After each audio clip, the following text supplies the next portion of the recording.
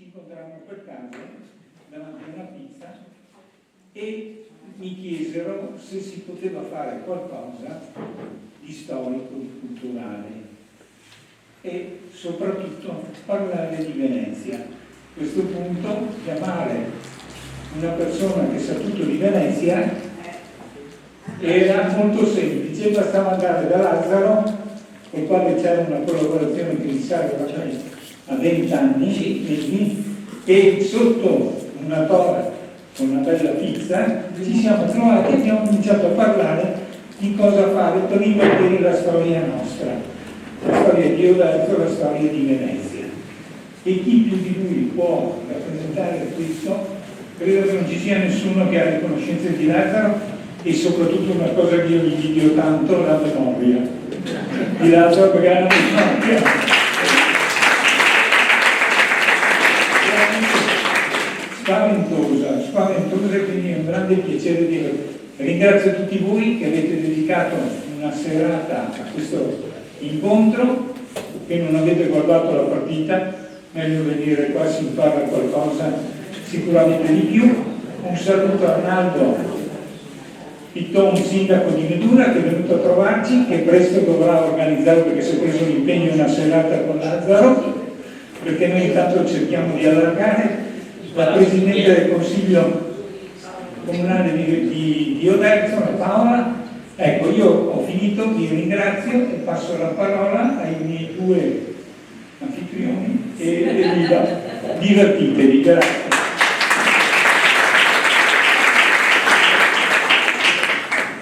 Ecco, in breve introduco la serata, in breve sì.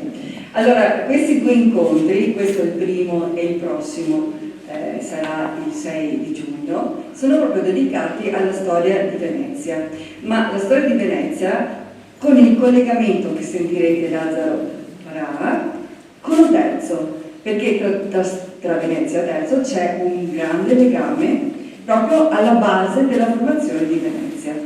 E sappiamo che Oderzo è stata fondata dai Paleoveneti. Okay. Poi in seguito, quando sono arrivati i Romani, l'hanno resa addirittura un municipio. Bene.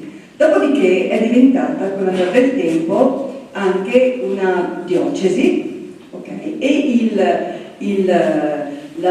E sono arrivati le invasioni barbariche a quel tempo. Quindi il vescovo reggente, ha deciso di mettere in salvo tutti i cittadini copitergini o quelli che l'hanno seguito e di andare nelle isole della nostra laguna. Da lì è stata fondata anche Erclea, e in seguito la storia ve la racconterà il nostro Lazzaro. Grazie e buon divertimento.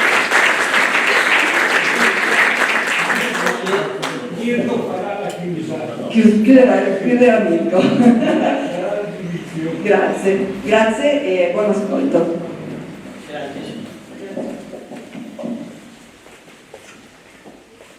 Grazie di avermi ospitato qui a Oderzo, ma ne sono di casa, perché per 10 anni ho lavorato nella vecchia Cassamarca, che era proprio qua, prima che l'Unicredito sospettasse, quindi è un piacere venire a Oderzo, cioè è casa per me. Abito qui a Motta, quindi tra Motta e Oderzo, vedo che adesso si è già chiuso anche il Spalla del Calcio, quindi l'antico campanile è geminio.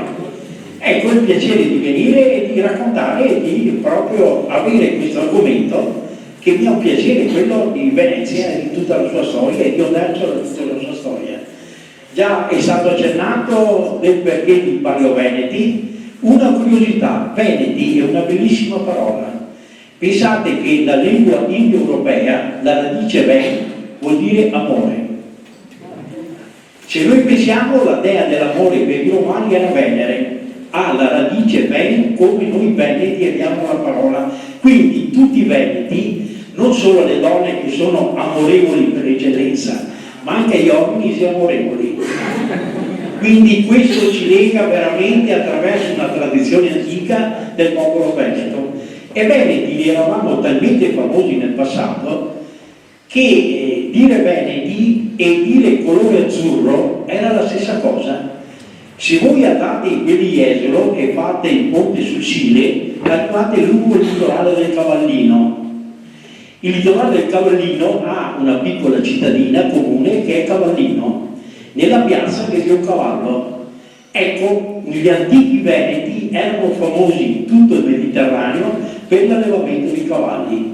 I cavalli veneti erano più famosi, guarda la storia, dopo con la quarta crociata il doge Enrico Dandolo, 1204, e gacciava i cavalli da Costantinopoli e ce li ha portati a Venezia. I più famosi cavalli del mondo, i più fotografati, sono quelli di Venezia. Ma prima c'era tutta un'antica storia di cavalli.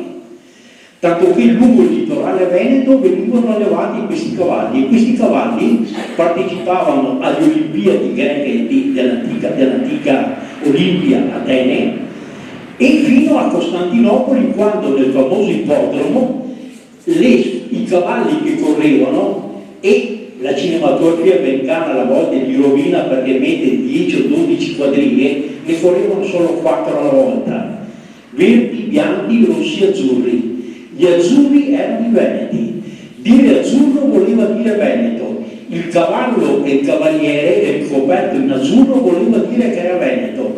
Quindi in tutto il Mediterraneo, prima ancora di Roma, eravamo conosciuti come gli azzurri.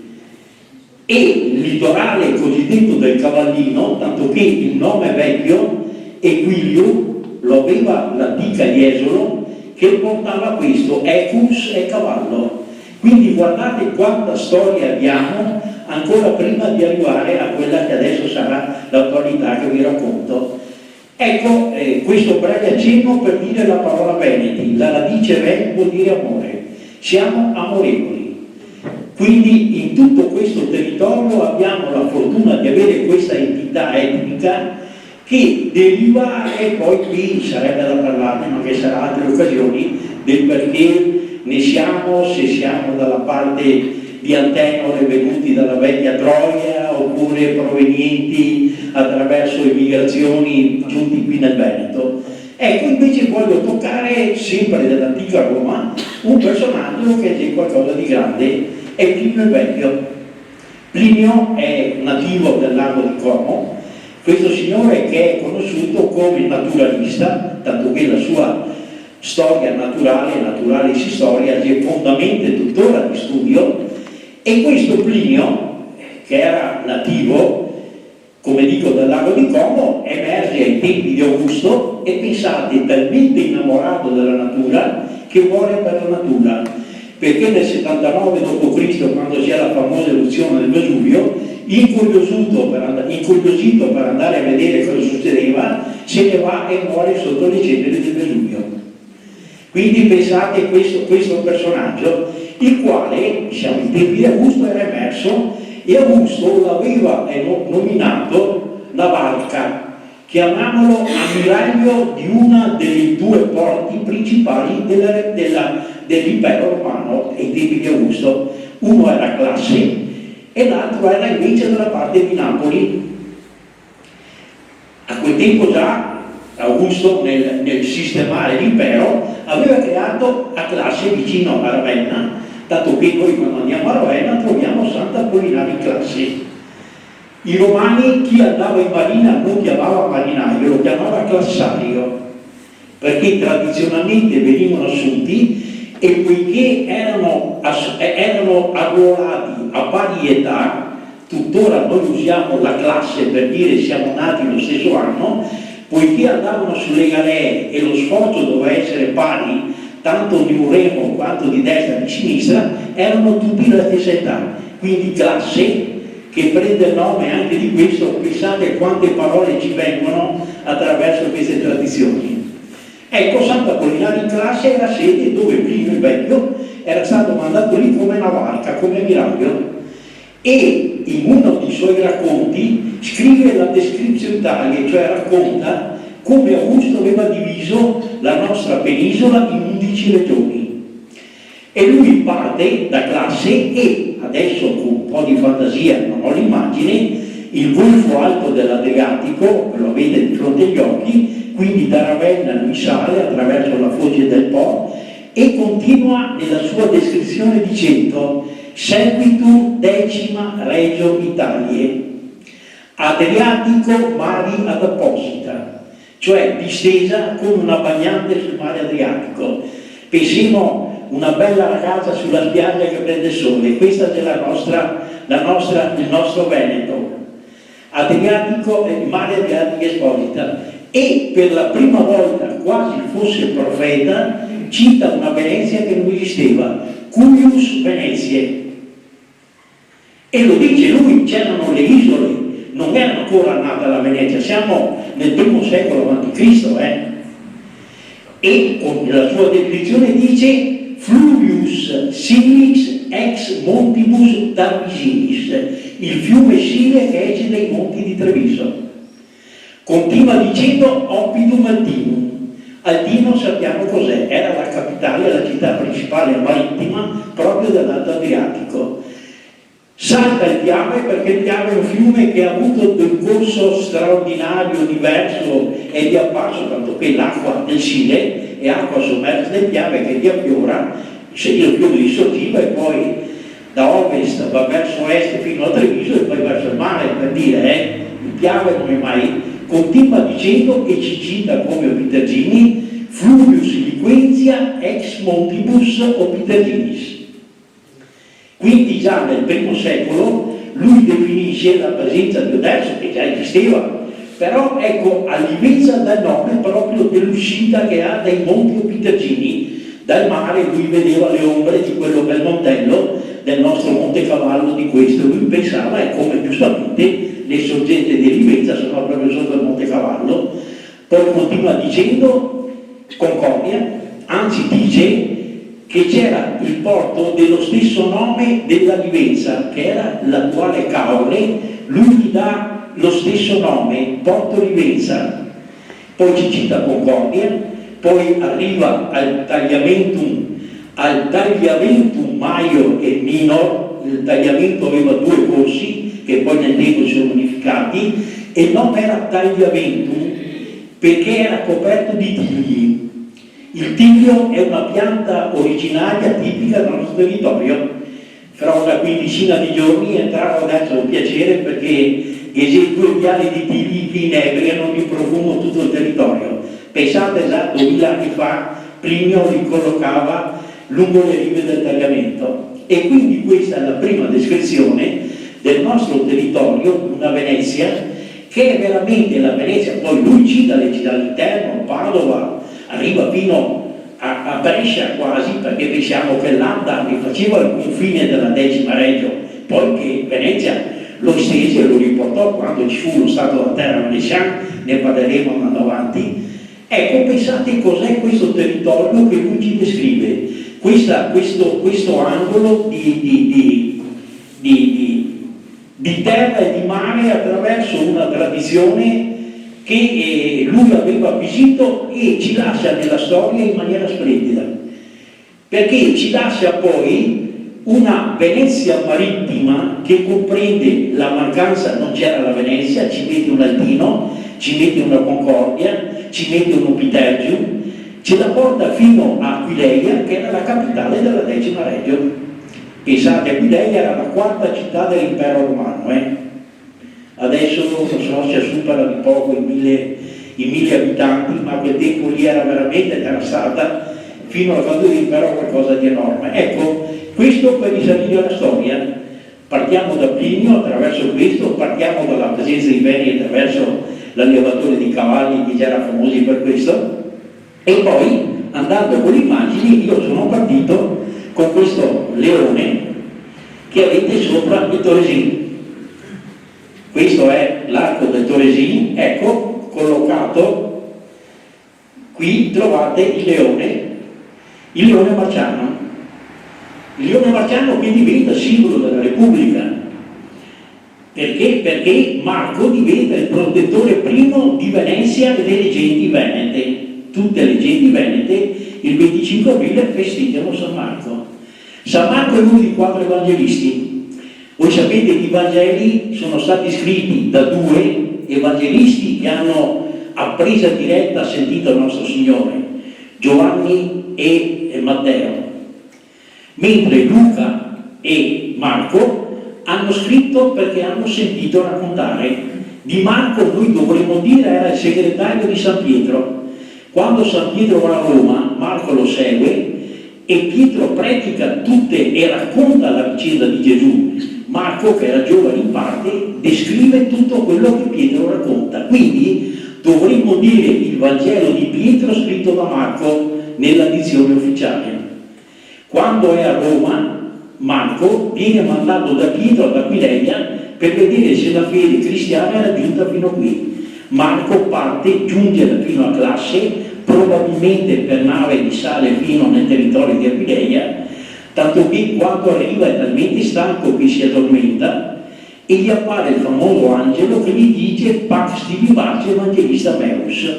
Quando noi vediamo un'immagine di San Marco con il libro aperto c'è sempre questa frase, continua dicendo l'angelo, qui sei venuto a vedere se la mia fede è giunta, qui il tuo corpo riposerà. Su tutto questo i veneziani dopo inventa la vicenda del corpo di San Marco che deve ritornare a Venezia e vedremo poi come ritorna. Quindi sempre in periodo noi vediamo che la fede giunge nel nostro territorio e nel nostro territorio Marco ci arriva e prende due persone, Ermagora e Fortunato. Chi di voi, e mi auguro tutti, siete stati una volta a Aquileia, camminate sopra le passerelle di vetro sotto i mosaici splendidi, arrivate nella parte dell'abside, scendete giù nella cripta, troverete le ossa di Ermagora e Fortunato. Ermagora è il primo vescovo consacrato da Marco per delega di Pietro. Quindi la Chiesa aquileiese prende il punto di questo. Ecco, andando con questo vediamo il perché questo nostro territorio poi ha la diffusione di fede. Qui esisteva una strada costruita 148 anni prima che nascesse il nostro Signore. 148 anni prima che nascesse il nostro Signore, i romani avevano fatto una strada che noi adesso ci esaltiamo per le autostrade che abbiamo fatto. Ma pensate, partiva da Genova e arrivava a Aquileia. Attraversava tutta la pianura padana, i rettilini perfetti, tanto che se noi prendiamo una carta topografica della provincia di Treviso, la strada più dritta, più logica, più sensata è quella che hanno fatto i romani 148 anni prima che nascesse il nostro Signore.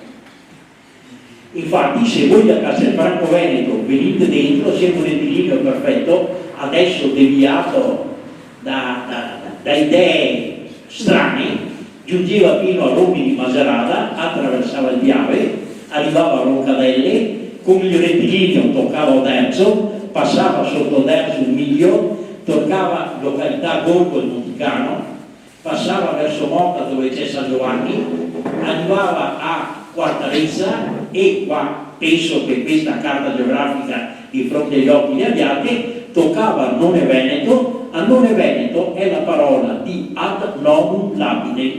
Annone è ad novum, cioè mancavano 9 pietre perché ogni 1480 metri i romani mettevano un paracadro dicendo per arrivare manca questo. Ad Annone ed era ad novum, per arrivare a Concordia ci mancavano 9 miglia. Quindi vedete questa toponomastica, questi nomi, quante cose ci rimangono. Di antica Roma è stata, e la fede poi si sviluppa proprio sulla strada Postumia. Tanto che il primo vescovo di Concordia, di Aquileia e Ermagora, il secondo e il più grande del territorio nostro è Padova Protocimo. San Protocimo è quello che è conservato nelle vie di Santa Giustina, è quello che battezza Santa Giustina, che è una grande santa protettrice dei Veneti. Giustina è martire contemporanea siamo i tempi di Nerone, quindi proprio le prime persecuzioni che muore Giustina. Tanto che Giustina diventa talmente importante che viene festeggiata il 7 di ottobre. Guarda caso, il 7 ottobre i veneziani fanno la famosa battaglia di Lepanto, tutti schierati, cade quel giorno, è opera di Santa Giustina. Poteva visitare il Palazzo Ducale, la tela più importante sopra lo schermo del Doge in quella che è la sala del collegio è quella che raffigura Santa Giustina. Addirittura a Padova la chiesa più grande anche di Sant'Antonio è quella di Santa Giustina. Purtroppo senza schei non si finia, e quindi la facciata è rimasta grezza, però da Prato della Valle, quando voi andate, è qualcosa di imponente da chiesa Santa Agustina, e è dentro lì riservato il suo corpo. Ecco, lungo la strada si sviluppa il cristianesimo, quindi a Aquileia abbiamo Ermagora, Prosdocimo in quel di tanto che è talmente noto Prosdocimo che è il battezzatore del nostro territorio. Nel Duomo di Oderzo, quando guardate gli occhi verso la facciata di entrata, troverete 4 vescovi, il primo sulla sinistra è San Prosdocimo, che battezza e viene a battezzare anche qui. In quel del Porto Bufoè trovate una bella palla d'altare che era figura San Prosdocimo, quindi è il battezzatore per eccellenza. Ecco, la terza grande è quella di Verona, dove Euperchio, sempre il nome greco, è quello del primo vescovo. Dopo, all'8° rientra Zeno, il Papa ce l'ha ricordato, è andato a trovarlo pochi giorni fa, ma questa è la diffusione della fede lungo il nostro territorio. Dopo queste 3 prime si sviluppano le altre. Oderzo è stata, e l'ha accennato già chi mi ha preceduto, la sede vescovile in questo territorio, tanto che San Giovanni Battista è il protettore della vostra chiesa. Perché a Motta la prima chiesa che nasce San Giovanni Battista? Perché lungo la Postumia chi passava con i carri e anche con gli animali arrivava alla Livenza, non c'era ponte ma sicuramente c'era un traghetto, si fermavano, bevevano gli uomini già a quel tempo un bicchiere di vino, i cavalli bevevano l'acqua, aspettavano, qualcuno solerte ha costruito il primo capitello a San Giovanni di Motta dedicato a San Giovanni Battista. Se passata di là della Livenza, la chiesa di Meduna è dedicata a San Giovanni Battista. Quindi vedete cosa è stata la romanità, il cristianesimo attraverso queste nostre strade. E qui ce n'è da parlare per un pezzo, perché veramente è grandioso quello che da Roma, attraverso la diffusione del cristianesimo, è stato portato alla nostra storia. Ecco, siamo partiti da Marco, vi ho accennato Marco poi, quando ritorna a Roma, viene mandato da San Pietro in Egitto, e Marco muore in Egitto perché è il primo vescovo di Alessandria. Quando voi andate, vediamo che Marco è rappresentato dal leone. Perché il leone? Perché il leone è per eccellenza l'animale dell'Africa e gli viene attribuito quello. Come per esempio a San Giovanni è attribuito l'aquila, perché San Giovanni, il suo Vangelo, è talmente alto che vola sui cieli come l'aquila.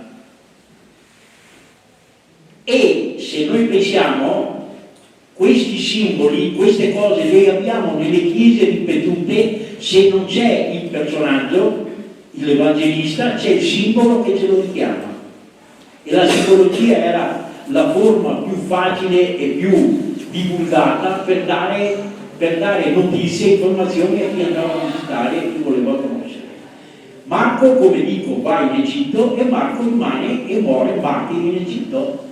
Un giorno, se andate nell'Accademia delle Belle Arti a Venezia, nelle sale troverete delle tele splendide che raffigurano il martirio.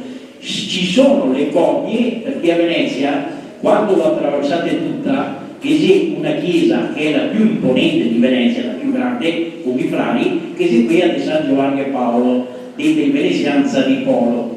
In parte c'è la scuola di San Marco, scuola veneziana intesa era una delle 6 grandi scuole, e dentro, se andate nella sala superiore, vi incanta il soffitto, però vi era raffigurata tutta la vicenda di Marco. Marco che viene portato, fonda, lui giunge a Alessandria d'Egitto, e che c'è un ciabattino, si chiamava Agnano, che stava per aggiustando dei sandali, gli scappa lo strumento per tagliare, si ferisce la mano, Marco va lì, la guarisce e fa il primo miracolo a Alessandria d'Egitto. Sant'Agnano diventa automaticamente il suo seguace. Se andate a Venezia, dove c'è a Cesa di San Tomà, che c'è a scuola dei Caegeri, i Caegeri c'è quelli che fa scarpe, ecco che Sant'Agnano e San Marco diventano i coprotettori di questa determinata attività. Se andate anche a Treviso, in una chiesa che c'è proprio a Agnano, e anche Marco in questa loro funzione di protettori contro queste, perché ogni attività si prendeva il santo come protettore. Ritornando a Marco, Marco viene poi sepolto, passano i secoli, siamo già nell'VIII secolo, 660 Maometto comincia a diffondere l'Islam conquista l'Egitto, anche Alessandria, e il corpo di Marco rimane in mano all'Islam. Due mercanti di Venezia, giusto e buono, uno di Malamocco e l'altro di Torcello, giungono a Alessandria, prendono il corpo di Marco, secondo la tradizione, lo mettono dentro delle ceste, lo coprono con carne di maiale, che è immonda per l'Islam, ci mettono solo delle foglie di cavolo, riescono a caricarlo in barca e nell'828 d.C., il 31 di gennaio, anzi il 30, il corpo di Marco giunge a Venezia. Questa è la perché viene Marco a Venezia. Marco era un santo, questa reliquia, pensiamo cos'era a quel tempo, la ricerca delle reliquie. Venezia addirittura potremo poi ne fa un mercato che diventa un mercato veramente quasi, diciamo, blasfemo da come viene evangelizzato. Ecco, il corpo di Marco giunge a Venezia. Ricordiamoci che Marco a Venezia aveva 4 giorni di festa all'anno. Il primo era il 31 di gennaio, quando il suo corpo giunge dentro le Mesene. E c'era San Marco dei Mesene che combaciava, guarda caso, poi nelle campagne venete, nell'uccisione del maiale, quindi si mangiava carne del posel anche in onore di San Marco. E quindi ci accompagnava questo Istituto Veneziani, che c'era sempre questo accompagnamento, questo binomio. Seconda festa era il 25 di aprile, che era il suo giorno del martirio. Dato che lui viene martirizzato, il corpo poi rimane in Egitto e quando viene sepolto a Alessandria, come dico, recuperato ai veneziani. Piccolo particolare, perché il giorno di San Marco diventa il giorno del popolo e ad ogni amata si regala quello che è il fiore. È il giorno del popolo, nella tradizione veneziana, veneta un po' meno, ma veneziana rimasta, veneto era diffusa, è il giorno di San Marco, perché quando Giusto e Rustico, i due marinai, prendono il corpo, hanno un loro giovane aiutante che chiede di asportare anche il cespuglio di rose che era in parte alla tomba di San Marco. Questo cespuglio di rose viene portato alla Giudecca da questo giovane e impiantato nel suo orto, nel suo giardino, 828, quindi anche da lì parte quello che e fiorisce ogni anno e disgraziatamente, secondo il sistema veneto e veneziano, si dice che parenti serpenti, pugnale spade e fratelli cordei, nasce Baruffa per la famiglia man mano che si sviluppa e quindi dividono questo orto proprio nel confine con dentro c'è il cespuglio di rose che non fiorisce più. Passano 4-5 generazioni, ecco che a un certo momento due ragazzi nati, uno di qua e l'altro di Ada Paala, come era il modo di dire, si guardano e nasce l'amore e il roseto comincia a fiorire. Il ragazzo strappa il boccolo e Leonardo usa, ecco che parte nuovamente la festa del boccolo. Questa è la versione dolce del perché della festa del boccolo, e c'è nata invece tragica che ci racconta che era una bellissima figlia di Doge che aveva degli occhi veramente conturbanti, che si innamora di un giovane trovatore, mezzo barcarolo.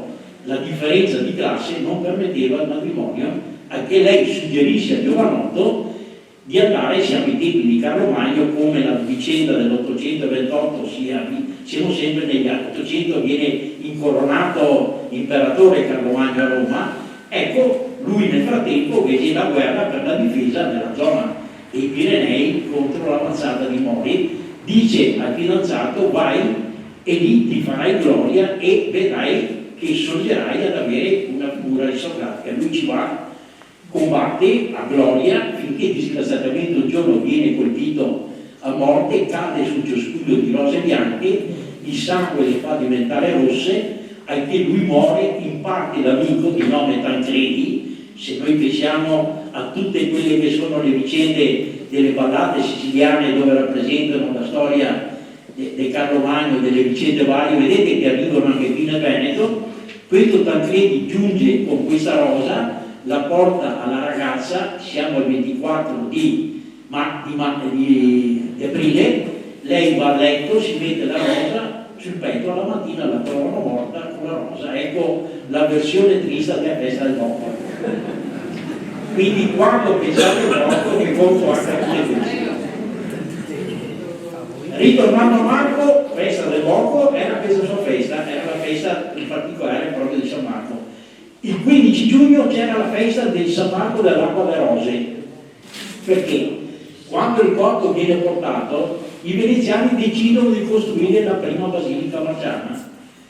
Prende fuoco per le baruffe che succede tra Dogi e Venezia, ne parleremo dopo quando sarà la questione di Dogi. Costruiscono la seconda e quando fanno per costruire la terza, per la paura che la reliquia di San Marco venga rapita, le reliquie venivano rapite, la nascondono talmente che non si ricordano più dove l'hanno messa. Cos'è che avviene? Che patriarca, doge, nobiltà veneziana, popolo, 15 giorni di preghiere, dei fioretti e di tutto, entrano dentro nella chiesa che era dove era stato nascosto, non era la chiesa di San Marco, era stata distrutta, si rompe una lastra di una colonna, viene fuori un braccio e trova il corpo di San Marco. Questo è raccontato nei mosaici che voi trovate dentro la chiesa di San Marco, ma non una versione, più di una versione c'è. Addirittura quando nella credenza cristiana appare una reliquia, l'aria profuma. Ecco che all'apparire la reliquia, il 15 di giugno, l'aria profuma. In quell'occasione veniva festeggiato San Marco, la chiesa di San Marco, i chierici avevano delle grosse contenitori con dell'acqua di rose e avevano per aspergere degli strumenti che bagnavano la folla con l'acqua e tutto sapeva d'acqua da rose, quindi diventava San Marco dell'acqua da rose, 15 giugno. Quarta festa cadeva in giugno, quando viene costruita l'ultima basilica che noi vediamo e viene consacrata nel 1094, nel 2094, a 1000 anni. Ecco, in quell'occasione lì cade nel mese di giugno, di ottobre, e da noi cresce una vacca, più che da noi, nella zona dei Colli Ugani, detta l'Asisoe. E c'è San Marco di Asisoe, perché veniva mangiato di Asisoe in quell'occasione. Quindi San Marco dei Mesene, San Marco della sua festa vera del martirio, dell'acqua delle rose e via di Asisoe. E queste le quattro festività di San Marco. Qua bisogna andare avanti tanto per contare. Quindi pensate, Marco è il nostro diventa il fondatore proprio della Chiesa veneta, perché a quel tempo che c'è come una specie di contrasto tra Aquileia e Grado, e Venezia, che appoggia Grado, dice: vi porto io il corpo veramente di un santo. Ecco che il San Marco ha la prevalenza sugli altri santi che sono nel territorio, perché il santo primo protettore di Venezia era San Teodoro, in veneziano detto Todaro. Quando andate in piazzetta San Marco vedete le due colonne, su una colonna c'è il leone, sull'altra quella è San Teodoro, Todaro in veneziano, tanto che la chiesa di San Teodoro è stata poi occupata buona parte del territorio da quella che poi vediamo di San Marco, e in parte c'era anche la chiesa di San Teodoro. Questo per illustrare perché un po' tutte le cose. Quindi Marco, la diffusione, il cristianesimo.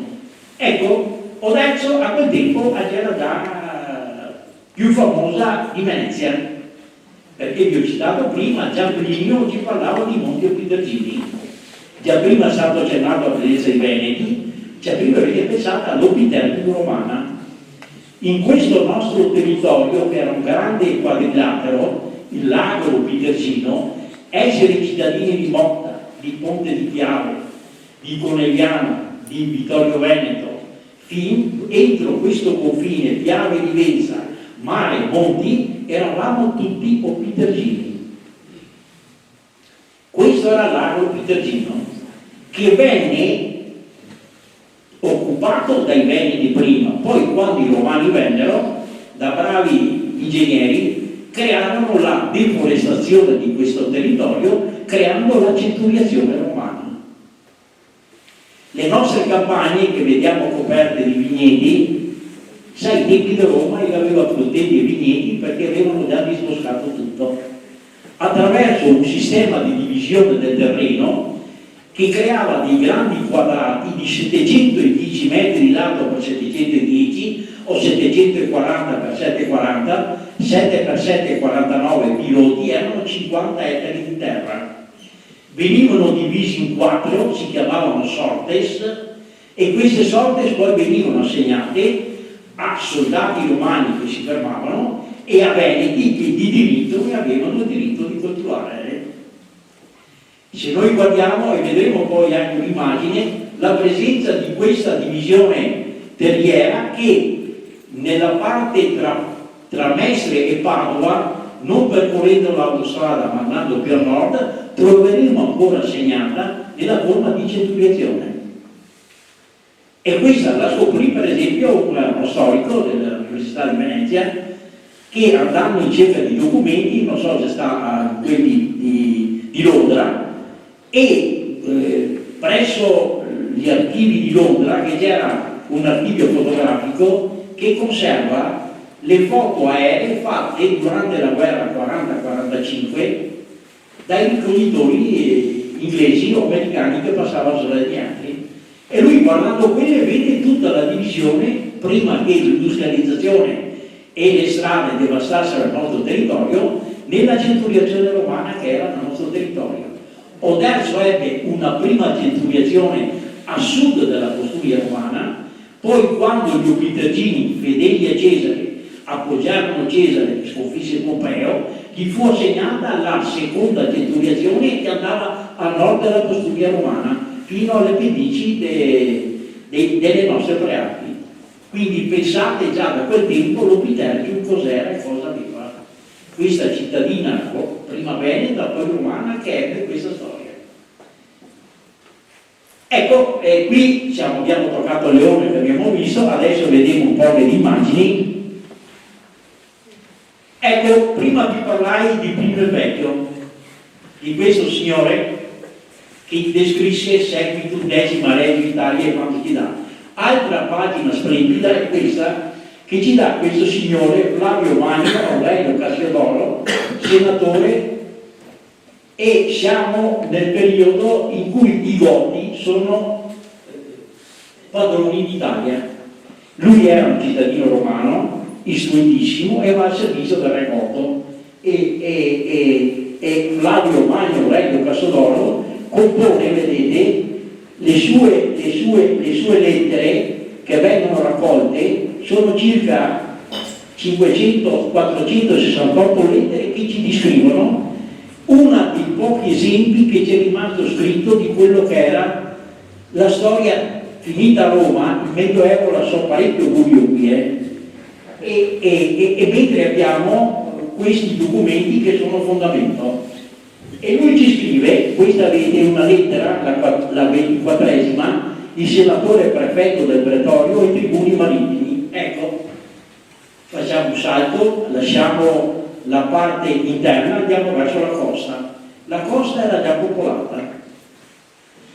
Vi ho detto che gli allevamenti di cavalli erano diffusissimi nel nostro territorio. I Veneti erano famosi per quello, quindi non dobbiamo pensare solo che barene e lagune, pensiamo anche un territorio abitato anche ai tempi di Roma con ville, con determinate belle residenze. Ecco, qui siamo già nel 537, quando questo scrive queste lettere, anzi vengono raccolte, e lui scrive ai tribuni marittimi, che erano una specie che poi da loro verrà il doge fuori, erano un po' i signori e erano i governanti di questo nostro territorio. esisteva sempre da Decima Reggio, Venezia ed Istria, cioè comprendeva tutto il territorio del Veneto, molto più ampio, parte della Lombardia, compresa l'Istria. In quell'anno, dice, con una disposizione data precedentemente abbiamo stabilito che l'Istria porti di buon grado alla città di Ravenna le derrate di vino, olio e grano, delle quali quest'anno dispone abbondantemente. Cioè era stata un'annata favorevole, l'Istria aveva prodotto molto grano, vino e olio e avevano bisogno di portarlo a Ravenna. Ravenna era diventata la capitale dell'impero romano d'Occidente. L'avete vista, la conoscete, mi auguro, tutto quello che vi è da descrivere. E guardate caso, è bellissimo che porta derrate di vino, olio e grano. Uno storico, quasi nostro contemporaneo, scrive che il mare Mediterraneo è stato da Dio non beneficiato di tante piante, però ne ha date tre importanti ed essenziali: il vino, l'olio e il grano. Con questi si sopravvive.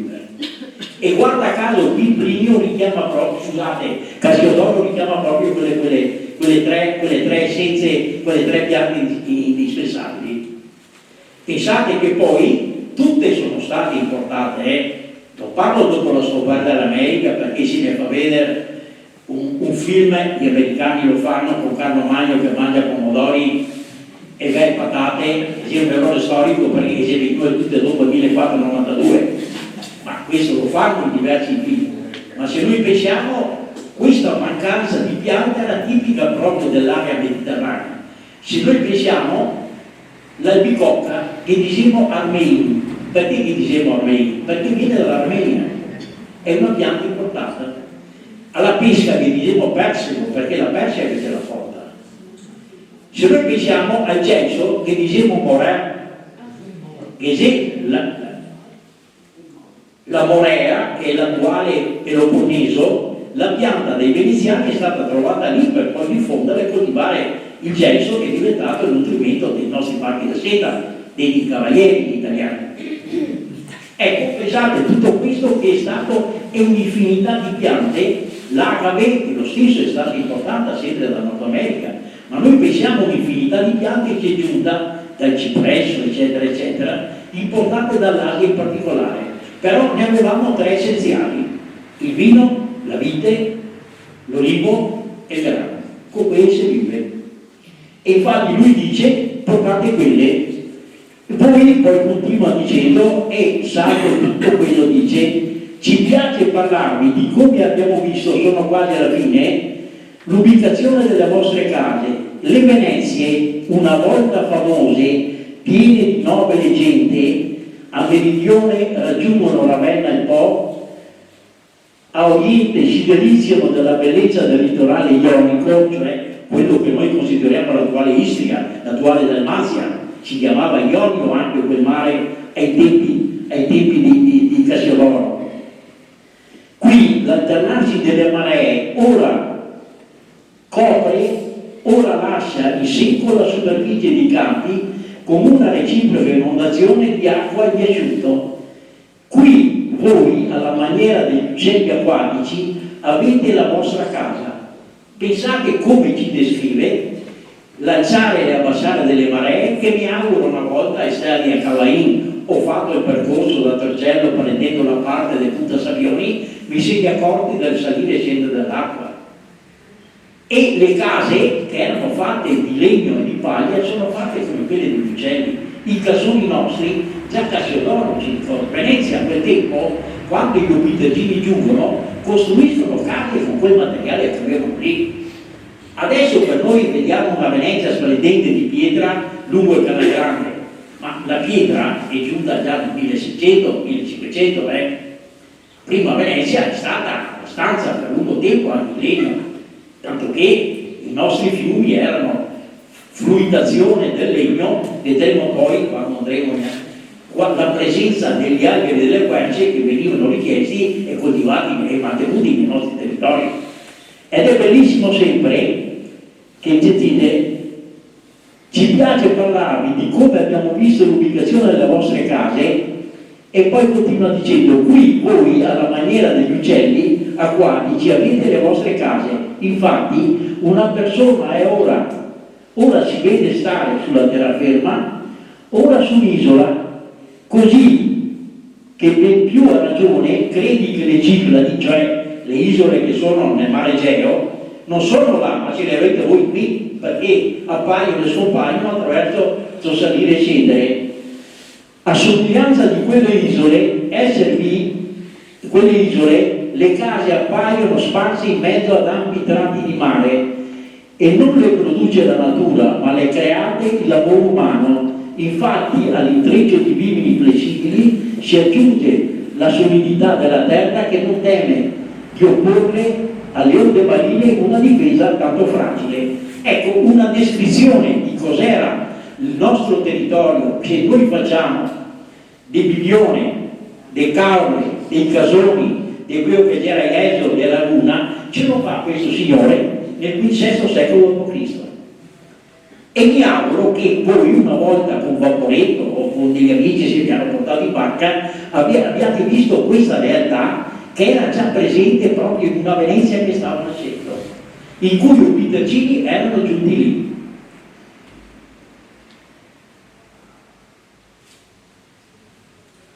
Ecco, si fa così perché il litorale basso non può scagliare a terra grandi onde. Unica risorsa hanno gli abitanti, solo quella di mangiare pesci a sazietà. Pesci evidenti, passerine sievi, dice Papa evidenti. E dice, è una fortuna quella, i poveri ricchi vivono allo stesso modo, cioè c'è una democrazia. Un solo cibo sostiene tutti, uno stesso tipo di abitazioni riserva ogni cosa. Le case sono tutte uguali, quindi non c'è ideologia di avere una più bella e una più brutta. Non conoscono l'invidia riguardante le case e vivendo con questo tenore stanno fuori dal vizio al quale, come si sa, tutto il mondo soggiace. Tutto il loro sforzo rivolto alla produzione del sale. Come i Pitergini siamo andati là a lavorare il sale. C'erano già i veneziani veneti prima, ma quello sale, e ci dice questo scrittore, questo grande personaggio Cassiodoro, come ho detto siamo VI secolo d.C., e dice invece di aratri e di falci fate rotolare di rulli, da cui viene ogni vostro provento, dal momento che possedete in essi anche gli altri generi che non producete. Con il sale Venezia comprava tutto quello che gli mancava, cosa che venne poi addirittura fino al 1500 e 1700, tanto che il Marin Sanudo, che è uno storico del 1500, ci dice che Arialdo se ha tutte le robe che il mondo non ha, cioè era reperibile nel mercato dell'Arialdo già a quella data tutto quello che il mondo non ha, e lui dice con quello il sale già voi comprate quello che vostro. Qui siamo VI secolo d.C. Ogni onda sottostà al vostro trattamento. È possibile che qualcuno non vada in cerca d'oro, ma invece non ce n'è uno che non desideri trovare il sale, e giustamente dal momento che adesso ogni cibo deve potere di essere graditissimo. Cioè, saremo cosa vuol dire può casa come se sai. E a quel tempo è stata, vedete, ed è bellissima questa. Dice e finisce, perciò con cura diligente mettetevi in sesto le navi che legate alle vostre pareti come fossero animali. Cioè, se noi pensiamo le barche di veneziani, se neanche si vede la schiona a legare al cavallo, nella schiona i veneziani legavano la loro barca. La loro barca in mezzo, è grandioso questa lettera, questa descrizione fatta circa 1500 anni fa di una realtà che è visibile, e mi auguro da voi vista andando a visitare non solo Venezia ma anche percorrendo quello che è il litorale. E qui dice appunto voi mettete le navi, andate, e Lorenzo, incaricato di procurare le derrate, si metterà a chiedervele, vi affretterete a correre per non ritardare a portarti gli acquisti a voi necessari. Quindi questa indispensabilità di questa popolazione marittima che faceva la dell'Unione tra questo, e addirittura proprio nella descrizione dice se addirittura voi siete fortunati perché siete maledotti, avete la fortuna di avere dei canali interni e lì a diversità, mentre la barca vi porta voi, siete voi che andate a tirare la barca.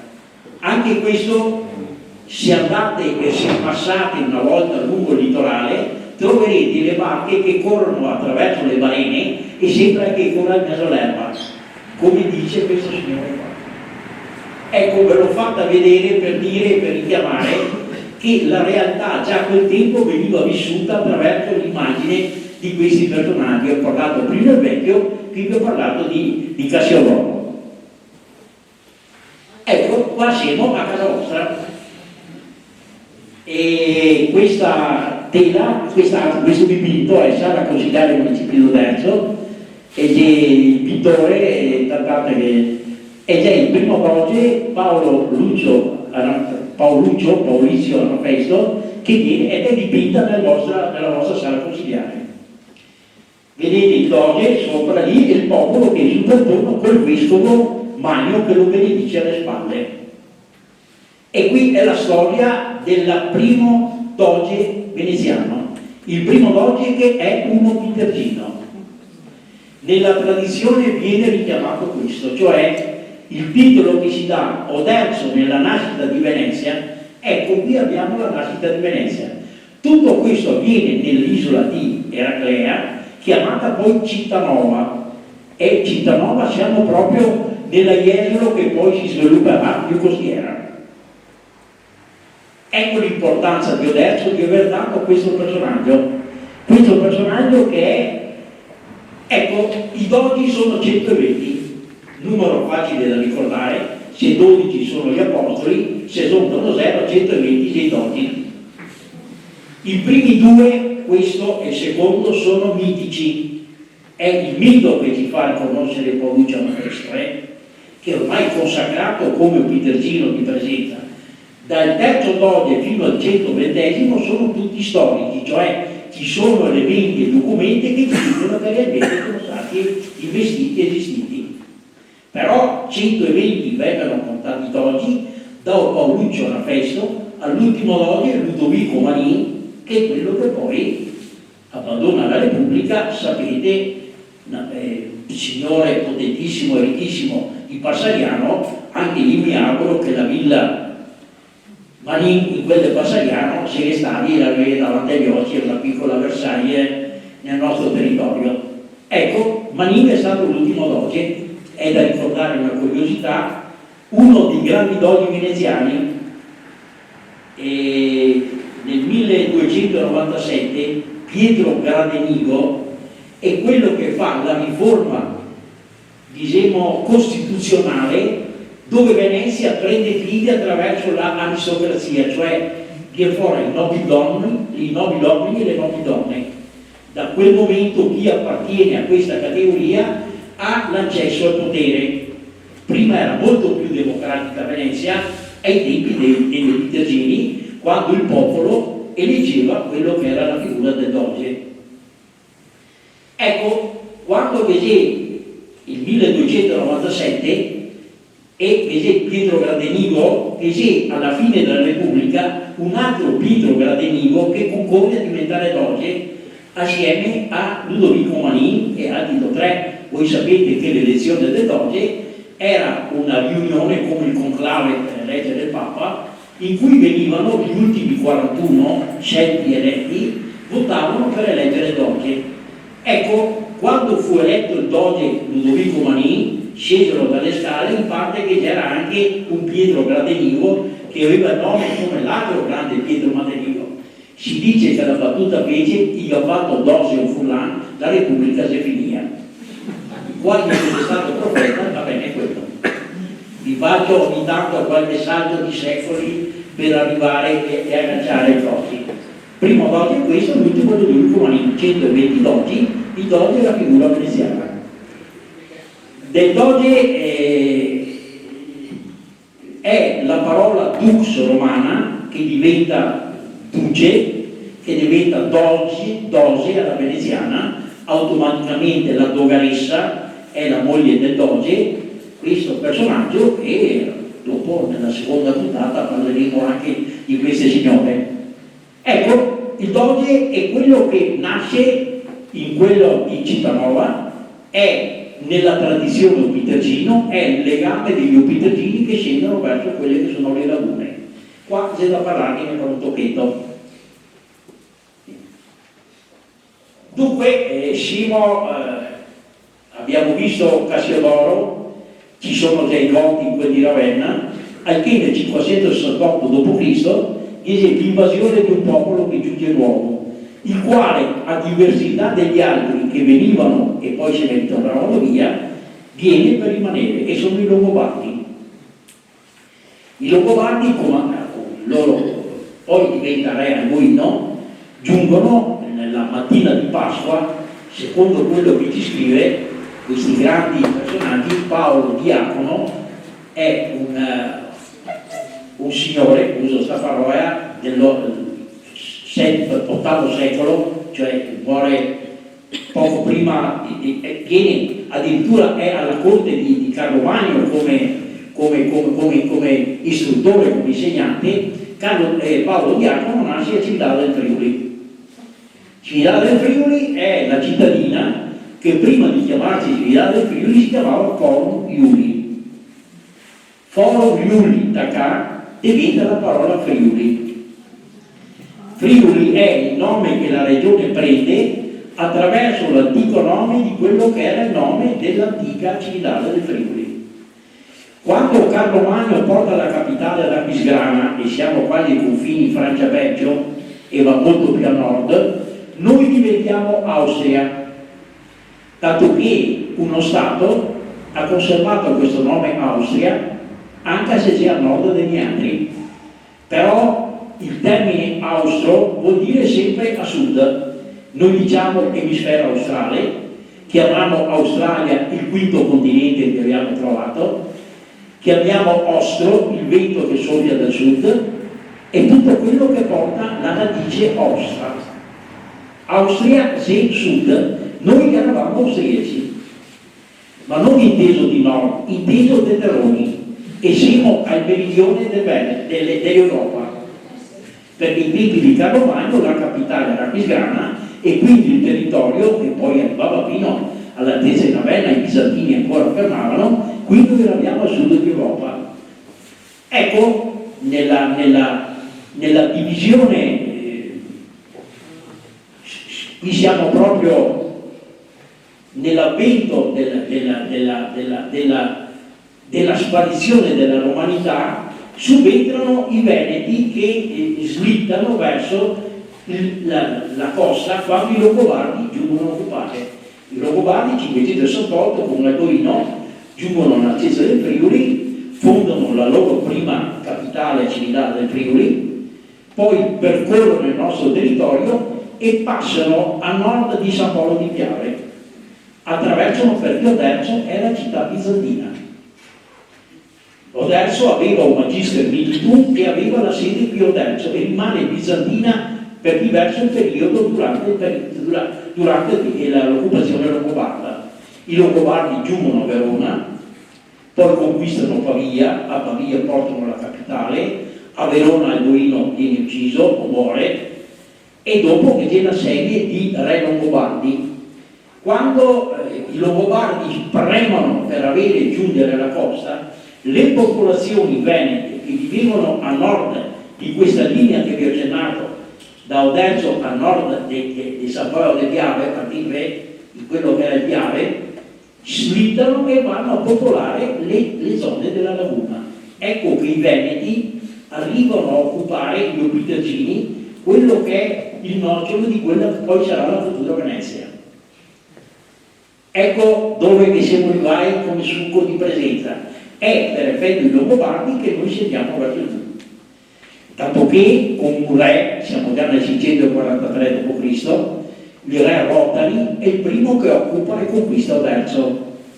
Poi il re Grimoaldo, per vendetta, distrugge Oderzo e spacca Oderzo, quello che era il famoso agro pitergino, che vi descritto prima, mare, monti, Piave e Livenza, in territorio. Una fetta la dà a Treviso, l'attarvismo esisteva già, anche come diocesi, tanto che la diocesi di Treviso confina fino dentro noi qui. Una parte viene data esattamente, esempio territorio, esempio diocesi, è la divisione vecchia, secondo Schiepi, un pezzo viene dato nella zona del Friuli e viene creata la diocesi, cioè il feudo di Ceneda. Ceneda è quella che subentra Oderzo portando la sede vescovile.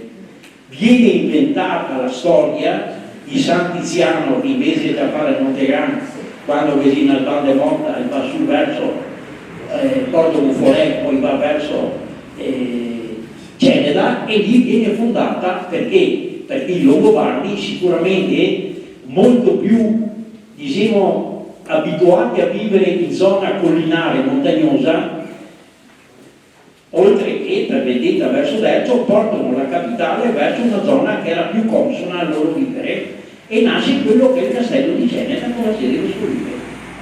Per quello noi adesso la nostra diocesi prende il nome di Ceneda, che unita poi, siamo le guerre di unità nazionale a Serravalle, formano Vittorio Veneto e diventa diocesi di Vittorio Veneto. Ma perché? Perché la sede vescovile era questa a Vigo d'Arezzo, e viene proprio per questo slittamento dovuto a questa conquista longobarda. Addirittura Rotari, secondo quello che ci descrive quello che vi dicevo prima, Paolo Diacono, lui racconta che Rotari fa questo per una vendetta che viene riportata anche da Paolo Diacono. Praticamente in quel Oderzo bizantina c'era un magister militum, una specie di comandante militare bizantino di nome Gregorio. In civiltà del Friuli il regnante duca longobardo del territorio ha due figli, Cacco e Giaso, e lui dice: mandameli perché ho il piacere di rasare la barba al più vecchio, perché così con questa rasatura di barba è una specie di funzione che noi abbiamo col battesimo di adottarlo come figlioccio. I due ragazzi giungono a Oderzo. A Oderzo vengono chiuse le porte, con gli altri cividalesi vengono massacrati. Secondo la tradizione viene tagliata la testa a uno dei due fratelli Cacco, come aveva promesso il magister militum Gregorio, gli taglia la barba, e così viene creata la vicenda e la motivazione perché Grimoaldo poi venga a Oderzo e vendichi la morte dei suoi antecessori attraverso questo. Questa sia storia che ne conta Paolo Diacono.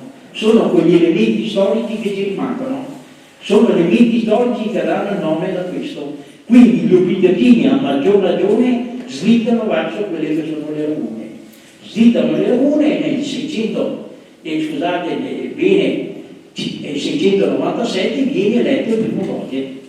Che sì, il 97, che nella storia di Venezia ha quasi un'importanza rilevante. 697 viene eletto il primo doge, 1297 viene creata la Costituzione veneziana, voluta proprio per avere la nobiltà veneziana. 1797 il ladrone di Napoleone abbatte la Repubblica. Uso la parola ladrone di Napoleone perché veramente è stato qualcosa di nefasto per tutta la nostra storia. Ma non lo attribuisco io la parola ladrone. Nella provincia, nella nostra Trevigiana, abbiamo avuto un gran personaggio che era Canova, questo artista sublime a cui dobbiamo anche il recupero dei 4 cavalli, perché è un'infinità di beni che il ladrone di Napoleone aveva portato di là. E ci dice che Napoleone era a Villa Manin in attesa della firma del famoso trattato cosiddetto di Campoformido, quando il trattato con l'Austria viene firmato realmente dentro la Villa Manin.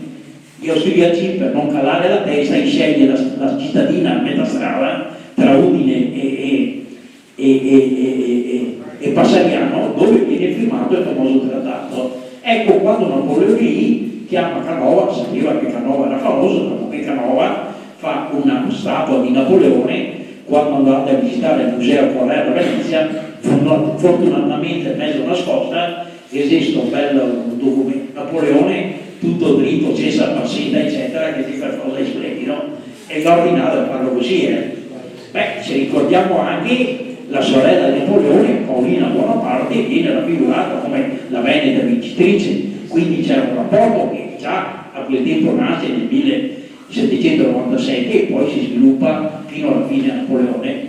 Ecco, quando sono lì a Passagliano, Napoleone chiede a Canova, maestro, è vero che tutti i veneti sono ladri? Canova lo guarda e dice, non tutti, in buona parte sì. E anche con questo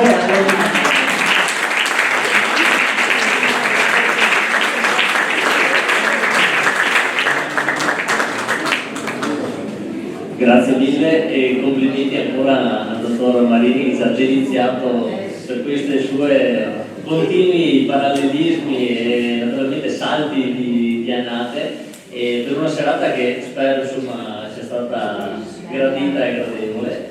E farei un altro applauso al dottor Marini perché oggi è anche il suo compleanno.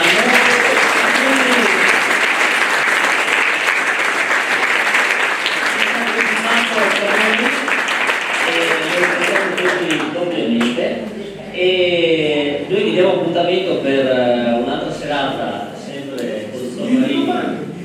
Ah sì, naturalmente aneddoti e curiosità. avremo tutta una serie di illustrazioni, eccetera, anche a Fabio Verso, vedete com'era la divisione Petergina durante il periodo veneziano. Quindi sì, che danno tante perché vedevo. Qua per esempio San Lorenzo, San Michele, adesso sono i comuni attuali, e questo qua è quel Motta, aspetta, ecco qua per esempio i boschi che erano un patrimonio del territorio nostro, che parleremo di questi. Pensate all'arsenale di Venezia come teneva questo, che c'è tante belle da raccontare. E dopo, qua che si dà, ecco qua siamo a Piazza del Verso, come era prima, come è adesso, e qua parleremo un poco di questo signore qua, che è Francesco Trono, è uno dei pochi elementi dei tronchi rimasti nel territorio nostro. Come alcune altre, vedete, sono quei rimasulli di storia che siamo riusciti con l'amico a trovare.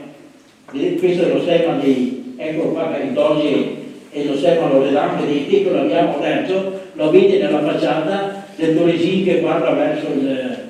Ecco di queste robe per qua che si altre cose, ma ne parleremo la prossima volta che c'è più sostanza di fotografia, vado a portarci acqua perché elementi sono questi. Grazie dei complimenti che avete fatto per me a lui.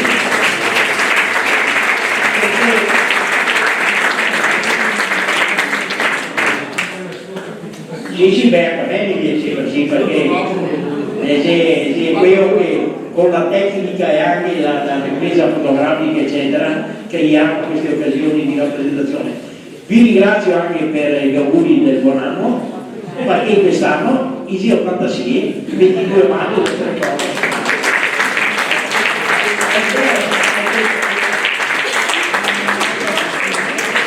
Oggi lo passate in famiglia a mezzogiorno, stasera ben volentieri con voi, perché il partecipare a un compleanno con una bella sala così, con tanta bella gente e con tanta storia di Venezia, per me è stata una festa di grata. Grazie a voi.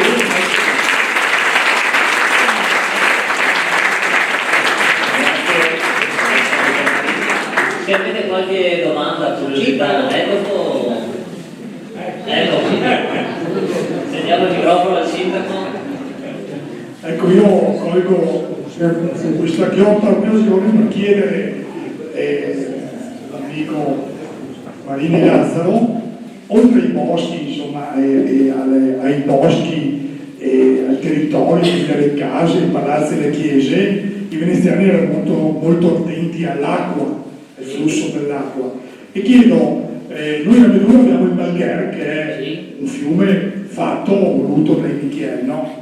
Famiglia veneziana. In quel Dioderzo, non so, c'è qualcosa di artificiale, qualcosa che è stato costruito, o quello che è dei fiumi di quant'altro sono diciamo la natura o gli fatti costruiti, deviati veneziani in questi anni?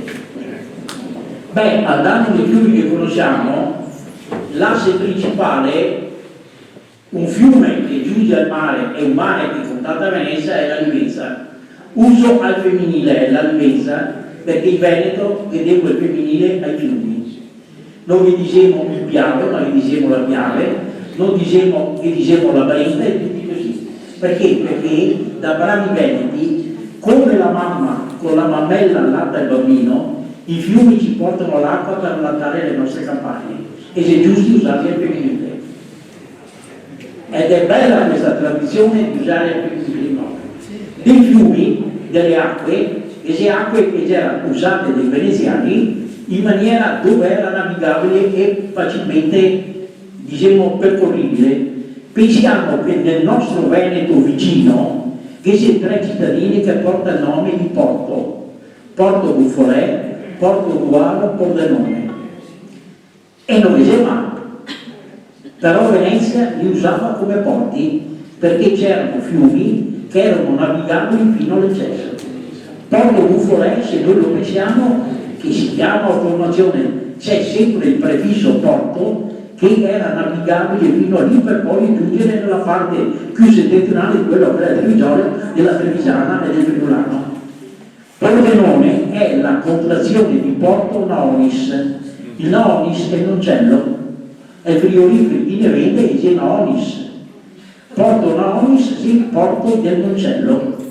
Porto Ruano è che aveva l'Emeni, che era il fiume navigabilissimo nella tradizione di Concordia, è quello che aveva l'accesso nella parte più orientale di quello che era il Veneto fino all'interno. Ecco che poi Venezia abbia creato via Oderzo che era il Navisevo. Navisevo, per carità, la parola ce lo dice stesso, però era contenuto, non potevano essere barche grosse che arrivavano, cioè arrivavano barche perché portavano li trasferivano da una barca all'altra, tanto che nel nostro territorio questo trasferimento di barche fa sì che molte chiese siano dedicate a San Nicolò. San Nicolò è il protettore della gente che va per mare o che vive sull'acqua o chi lavora a contatto dell'acqua. Pensate che in questi fiumi, quando trasportavano le merci da una barca all'altra, dove c'era gru, caricavano in spalla botti, contenitori eccetera, camminavano su passerelle e a volte scivolando l'invocazione era San Nicolò Salvami. San Nicolò è il protettore della gente di mare. Noi e di fiume, a Botta, la chiesa del Duomo è dedicata a San Nicolò. Se noi andiamo in San Nicolò di Piave, perché i Zattelli, quando vi scendeva e poi vi salivano, avevano dedicato quella chiesetta, e pensate a San Nicolò quanto viene raffigurato. Ecco, le derivazioni dell'acqua portavano a questo. Dov'era possibile Venezia creava delle arginature per difendere, diciamo, non so, il Brenta con quello che è la riviera, la deviazione che ha fatto, la bellezza delle ville che ci sono e la navigabilità di quel fiume. Ma Venezia, dove era sfruttabile l'acqua, l'aveva come elemento primo. D'altra parte, adesso i camion ci hanno invaso, disgraziatamente, e il 90% del materiale prima di tutto veniva usato per l'acqua. Ben poco era la ruota che portava, ben poco la ruota che portava, tutto veniva fatto via acqua. E a quel tempo essere a contatto dell'acqua era la fortuna, tanto che a Motta che ci vivo, la fortuna di Motta è stata quella di aver avuto un fiume navigabile. Bene, altre... niente. Qualche altra domanda, aneddoto, curiosità, prima che lasciamo finire la festa di compleanno, dottor Marini? Che compleanno con gli altri? Posso fargli un invito, non una domanda, perché sicuramente Sì, bravissimo. ne conterai a volta prossima. Allora, non stai a fare cosa, fa questa sintesi. Lì che abito a Grisoera, Eraclea, Cittànova, l'hanno coperto con Grisoera. No, volevo soltanto invitare, do a casa insomma, volevo invitare Lazzaro Marini a casa mia col Volt che va anche l'Ort. Va bene, va benissimo. Pagheremo più a fondo, sì, perché su 45-50 centimetri sotto si trova materiale non di pregio, però è il gusto di cattarlo fuori, qua e abbatte, col banchetto batte sul duro e ti spera sempre di trovare qualcosa di meraviglioso e qualcosetta viene fuori. E dal vivo un'altra roba che leggero sul libro. Tutto qua, grazie. Ma tutto vivo è sempre il sogno del famoso tesoro di Adagio, secondo me. Pensi che fino a circa 80 anni fa, nei contratti di compravendita, veniva citato che se chi trovava il tesoro andava a chi l'aveva venduto, non era in identità, non era il compratore, andava a chi era il possessore precedente, quindi perché se battendo che aspetteremo l'altro troveremo qualcosa di bene. A voi e a tutti e una buona notte, mercoledì.